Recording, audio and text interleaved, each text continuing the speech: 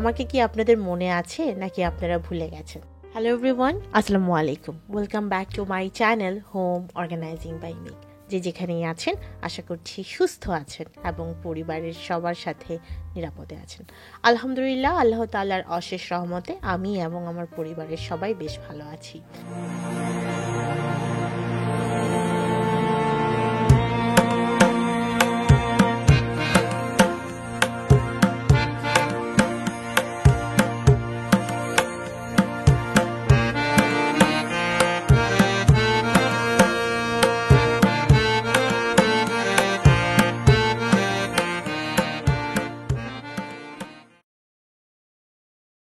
যেহেতু আমি এখন রেগুলার আর আপনাদের সাথে ব্লগ শেয়ার করি না, ধরেই নিচ্ছি আমার দোষে আপনারা আমাকে ভুলে গেছেন।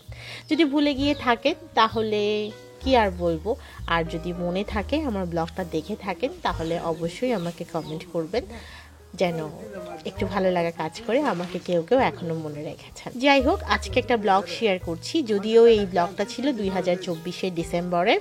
আমি শেয়ার করছি আপনাদের সাথে 2025 শেষে ডিসেম্বরে শীতের দিকে আমি গিয়েছিলাম গ্রামে, আর গ্রামের সাধারণ জীবনযাপন নিয়েই আজকের ব্লগটা। কিছুক্ষণ আগেই আসলে আমি আমার দাদা বাড়িতে এসে পৌঁছেছি। নতুন ধান ওঠানো শেষ, আবারও নতুন করে ধান লাগানোর জন্য প্রিপারেশন নেওয়া হচ্ছিল। এখানে আসলে চারা রোপণ করার একটা ব্যাপার থাকে, চারা তৈরি করা, সেগুলোই চলছিল প্রসেসিং। আমি ডিটেলসে আসলে ওরকম বলতে পারবো না, যেহেতু আমার এই সব বিষয়ে খুব একটা ভালো আইডিয়া নেই।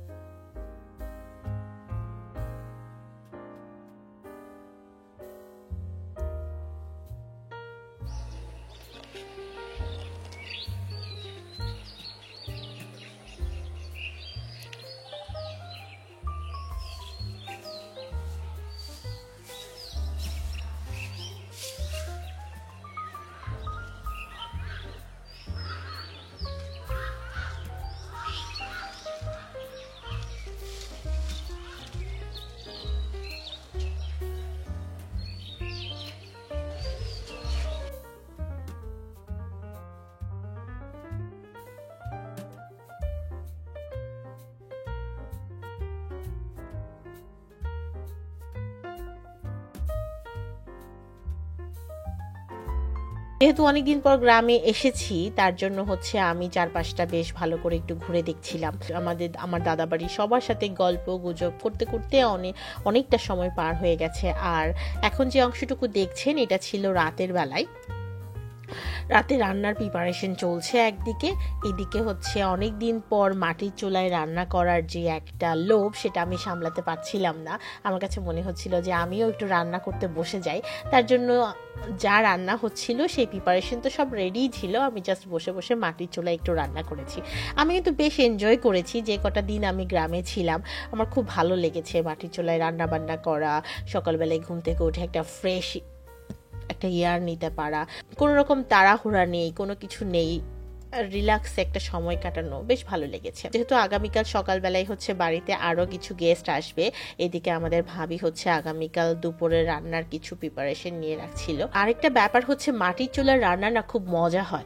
এটা যেরকম মাটির চুলার রান্না মানেই তো মজা, তার আরেকটা কারণ হচ্ছে আমরা তো দেখা যায় আমাদের নানান ব্যস্ততার কারণে ফ্রেশ মশলাটা কম ইউজ করে থাকি, প্রসেস করে রেখে দিই হয়তো 1 সপ্তাহের জন্য 2 সপ্তাহের জন্য। তবে গ্রামে একটা ব্যাপার হচ্ছে এখনই রান্না হবে, তাহলে এখনই হচ্ছে মশলাটা কেটে বেছে ধুয়ে তারা রান্না করে থাকে, এই জন্য কিন্তু আরো বেশি মজা হয় গ্রামের রান্নাগুলো।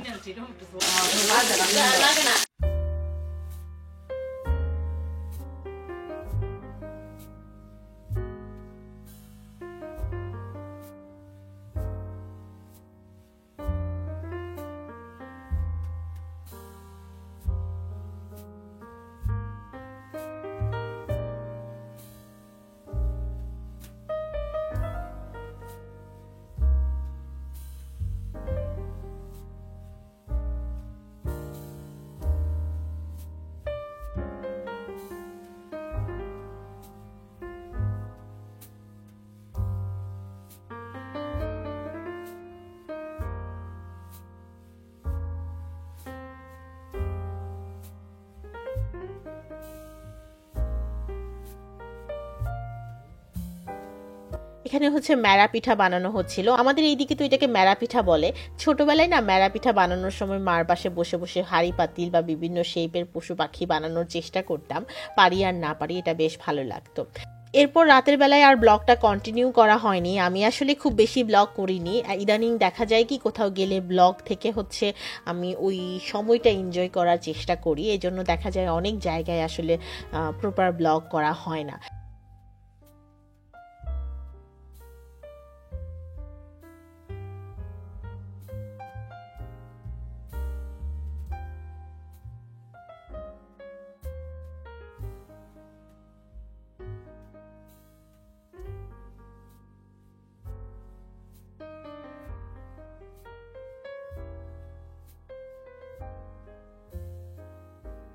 এটা ছিল পরের দিন সকালবেলায়, রোদ উঠে গেছে। একটা ব্যাপার হচ্ছে গ্রামের রোদ উঠে যাওয়া মানে চারদিকে একদম খোলামেলা, বেশ আলোকিত হয়ে যায়। আমার দাদাবাড়ির এই আসবাবপত্রগুলো না অনেক পুরাতন। সেই ছোট থেকে আমি ছোটবেলার ছবি দেখেছি, এখানে বসে হয়তো আমার ছবি আছে। সেই ছোট থেকেই এই এই যে এই সেটটা দেখে আসছি।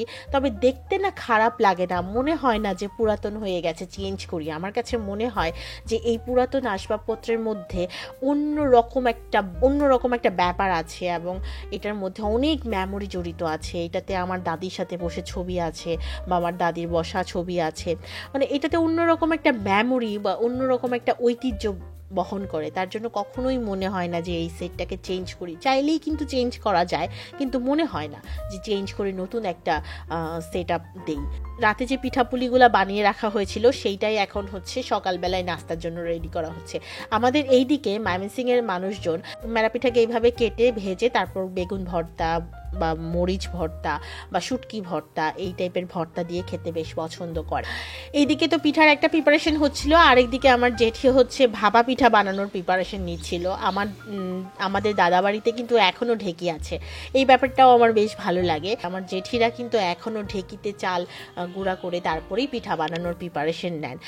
শহরে ছোঁয়া আছে, তারপরে ওনারা আসলে ওই মেশিনে ভাঙানোর থেকে ঢেঁকিতে চাল ভেঙে তারপর ঢেঁকিতে চালের গুঁড়া করে তারপর পিঠা বানাতে বেশি স্বাচ্ছন্দ্য বোধ করে। আসলে ওনারা ফ্রেশ সব কিছু খেয়ে ইউজড তো, যার কারণে ওনাদের ফ্রেশ সব কিছু খেতে ভালো লাগে। আমাদের এই গদবাঁধা যান্ত্রিক জীবনটা তাদের পছন্দ না। তো সবাই এই জায়গাটাতে বসে সকালের নাস্তাটা সেরে নিয়েছে। আর সকালবেলায় যেহেতু মাছ ধরার প্রিপারেশন শুরু করে দিয়েছিল সবাই, নাস্তা করেই ফিশারিতে জাল ফেলা হয়েছে মাছ ধরার জন্য। চারপাশটা ঘুরে দেখছিলাম আর টার্গেট করছিলাম লাউ আছে কিনা, কোন লাউটা নিয়ে এখনই টাটকা টাটকা রান্না করা যায়। একদম টাটকা টাটকা লাউ হচ্ছে গাছ থেকে নিয়ে রান্না করলে সেটা টেস্টই আলাদা। তো আর এইদিকে ছোট মাছগুলা বেছে নেওয়ার জন্য সবাই বসে গেছে।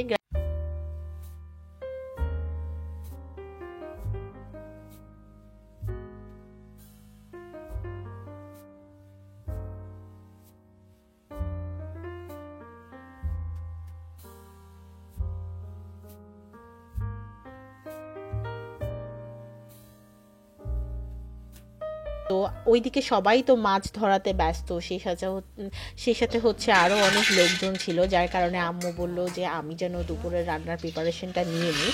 তার জন্য আবারও আমি তো মাটির চুলায় রান্নার যে লোভটা সেটা সামলাতে পারিনি, বলেছি আমার বেশ ভালো লাগছিল মাটির চুলায় রান্না করতে। আর আম্মুকে বললাম কি কি করতে হবে আমাকে একটু বলে দাও বা একটু রেডি করে দাও, আমি বসে বসে তোমাকে রান্না করে দিচ্ছি। বেশ মজা লাগছিল মাটির চুলায় রান্না করতে। যেহেতু আমি সবসময় রেগুলার রান্না করে ইউজড টু না, তবে আমি রান্না করতে পারি, যেহেতু আমি আমার বাসার ছাদে মাঝে মাঝে শখ করে মাটির চুলায় রান্না করি। তারপরও আমি মাঝে মাঝে বুঝতে পারছিলাম না, কিছুতে প্রবলেম হলে আশেপাশে তো আমার জেঠিরা ছিলেনই, তারা হেল্প করার জন্য। তো এখানে হচ্ছে আমি ডালে চালে খিচুড়ি বসিয়ে দিয়েছিলাম, এটা সব থেকে ইজি। আর খিচুড়ির সাথে ছিল বেগুন ভাজা, মাছ ভাজা আর ডিম ভাজা। যেহেতু মাছ ধরা হচ্ছে একদম ফ্রেশ টাটকা মাছ মাত্রই ধরা হয়েছে, সেটা কেটে ধুয়ে রান্না করার মাঝে না অন্যরকম একটা আনন্দ আছে।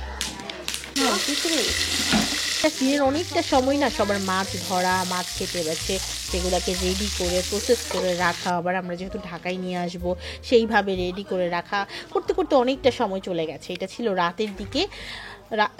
রাতে আর অন্য তেমন কিছু খেতে ইচ্ছে করে নাই, মনে হয়েছে যে একটু মাছ ভাজা খাবো, একদম ফ্রেশ একটা মাছ ভাজা মুড়মুড়ে করে ভেজে তারপর খাবো। আর মাটির চুলায় ভাজার কারণে মাছটা এত টেস্টি ছিল কি বলবো। যাই হোক, এটাই ছিল আমার আজকের ব্লগ। আশা করছি আমার আজকের ব্লগটা আপনাদের ভালো লেগেছে। যদি ভালো লেগে থাকে তাহলে যাবার আগে একটা অনুরোধ করব, সেটা হচ্ছে লাইক এবং কমেন্ট করতে একদমই ভুলবেন না। আজকের মতো তবে বিদায় নিচ্ছি। আল্লাহ হাফেজ।